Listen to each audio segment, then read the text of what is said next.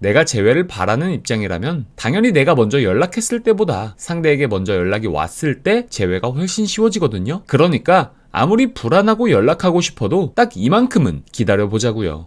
오늘 영상에서는 내가 차인 경우이거나 재회를 바라는 입장일 경우 상대방으로부터 먼저 연락이 오는 평균적인 기간과 연락을 기다리는 동안 해야 할 일, 연락이 오지 않았을 때 해야 할 일에 관해서 얘기해 볼게요. 먼저 상대방에게 연락이 오는 대략적인 시기는 여러분의 연애 기간과 밀접한 관련이 있는데요. 이해하기 쉽게 공식화를 해뒀습니다. 심플하게 연애 기간에 3을 곱하시면 되는데요. 예를 들어 연애 기간이 1년이라면 12개월 곱하기 3을 해서 대략 36일 정도가 되겠죠. 이 36일이라는 숫자가 의미하는 건 뭐냐? 적어도 여러분이 1년 정도 연애를 했다면 최소 이 정도 시간은 지나야 상대에게 연락이 올 확률이 높기 때문에 대략 한 달 정도는 상대의 연락을 기다려보자는 뜻입니다. 만약 2년 정도 연애 후 이별했다면 이별 이후 최소 2달 정도의 시간이 지나야 상대가 후회하고 연락하는 경우가 많더라. 이렇게 이해하시면 될 것 같아요. 그리고 이 기간에는 아무리 연락하고 싶어도 조금 참아보시길 권해드려요. 그 이유는 앞에서 말한 것처럼 현재 시점에 여러분은 재회를 원하고 상대는 재회를 원하지 않는다고 가정했을 때 지금 여러분이 먼저 연락하는 것보다 상대가 후회나 미련이 생겨 연락했을 때 재회가 훨씬 쉬워지기 때문이죠. 그러니 저마다의 디데이를 정해두시고 딱 그만큼은 모든 행동을 멈춰보세요. 그런데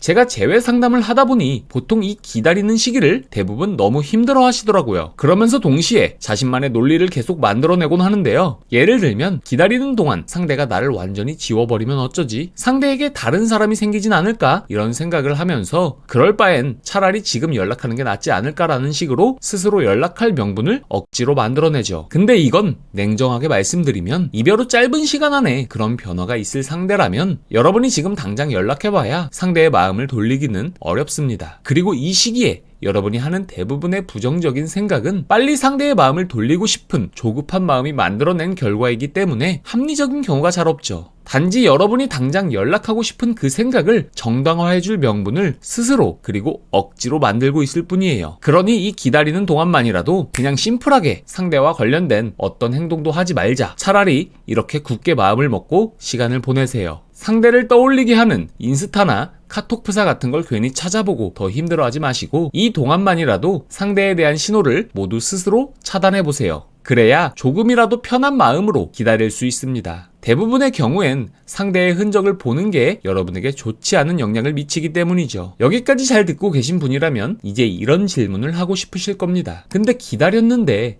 만약 연락이 안 온다면 재회 가능성이 없는 건가요? 아니면 저는 이미 타이밍이 지났는데 이제 끝인 건가요? 제가 늘 말씀드리지만 재회 가능성은 여러분이 어떤 상황이든 높낮이의 차이만 있을 뿐 0인 경우는 없습니다. 다만 상대의 연락을 기다려보라는 최소한의 시간을 정해둔 이유는 뭐냐면 재회 가능성을 높이기 위한 방법으로 여러분이 기다려야 할 최소한의 시간을 정의하기 위해 제가 시간을 공식화했을 뿐입니다. 이 시기가 지나고 연락이 올 수도 있고 아니면 지금부터 말씀드릴 방법으로 재회가 될 수도 있죠. 그렇기 때문에 어떤 행동을 하기 전에 지금 상황에 대해 가능성을 단정짓지 마세요. 일단 해보는 겁니다. 단 가능성을 높일 방법을 고민하면서 말이죠. 자, 그러면 연락이 오지 않았다면 어떻게 해야 할까요? 우리에게는 두 가지 선택지가 있습니다. 더 기다리던가 아니면 이제 내가 칼을 뽑아들던가. 여기서 더 기다리는 선택을 하고 싶다면 연애 기간의 7을 곱한 기간 정도까지가 마지노선이라고 생각하시면 됩니다. 1년을 만났다면 12 곱하기 7을 한 84일, 대략 3달 정도가 되겠죠. 이 기간이 여러분이 기다림을 선택했을 때의 데드라인이고 그 이후에는 이제 무조건 여러분이 먼저 연락하는 포지션을 선택하시길 추천해요. 물론 시간이 더 지나고 나서 연락이 오는 경우도 있지만 대부분 관계에 진정성이 있는 사람이라면 이 기간 안에는 연락이 오기 때문이죠. 그러니 이 기간 이후부터는 상대의 연락을 기다리는 것보다 내가 상대에게 어떻게 연락할까라는 생각으로 연락의 내용이나 방향을 정하기 시작하면 됩니다. 여기에 대한 구체적인 방법은 화면 우측 상단 영상을 확인해주세요.